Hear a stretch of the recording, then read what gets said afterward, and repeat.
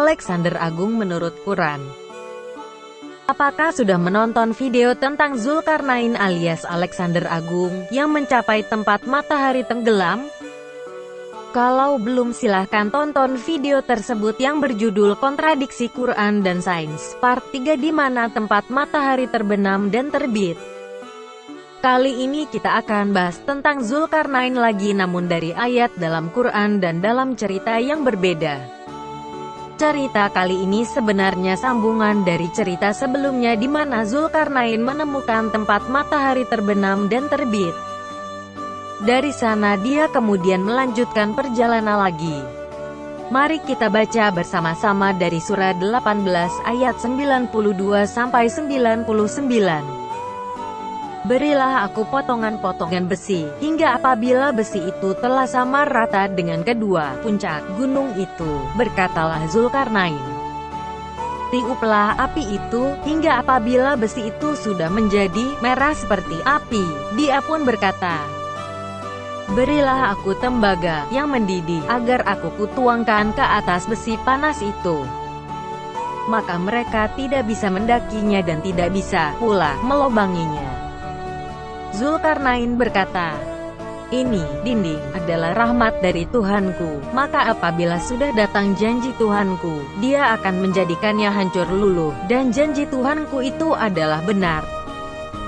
Kami biarkan mereka di hari itu bercampur aduk antara satu dengan yang lain, kemudian ditiup lagi sangkakala, lalu kami kumpulkan mereka itu semuanya. Dalam ayat 95-98 di atas, diceritakan bahwa Zulkarnain mendirikan sebuah dinding atau tembok raksasa di antara dua gunung yang tidak bisa dipanjat atau dilubangi karena terbuat dari besi. Dinding tersebut dibuat untuk mengurung Gog dan Magog. Namun sampai detik ini tidak ada satupun peninggalan arkeologi yang membuktikan keberadaan tembok besi tersebut. Padahal sejarah Alexander Agung sangatlah lengkap ditulis oleh beberapa sejarawan seperti Arrian, Plutarch, Quintus Curtius dan lain sebagainya. Namun tidak ada satupun yang menyebutkan tentang pembangunan tembok raksasa ini. Demi menutupi malunya, para pakar Islam sering merujuk pada tembok besar Cina sebagai tembok yang dimaksud dalam oleh Quran.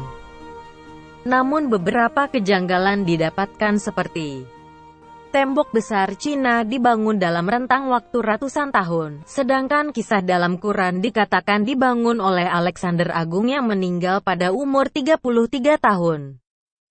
Dan Alexander Agung tidak pernah sampai ke Cina.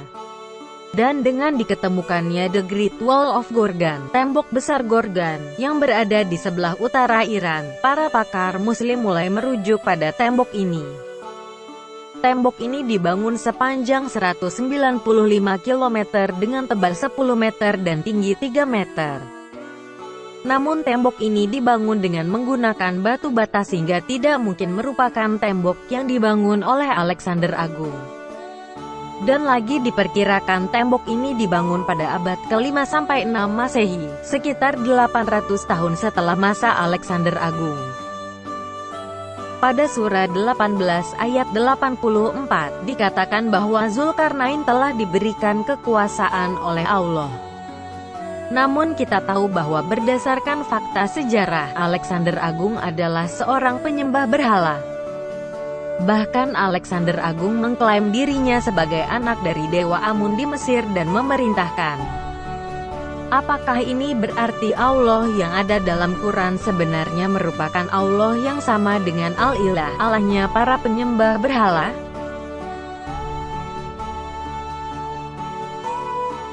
Pada akhirnya kita tahu bahwa tembok besi raksasa yang diceritakan dalam Quran itu tidak ada.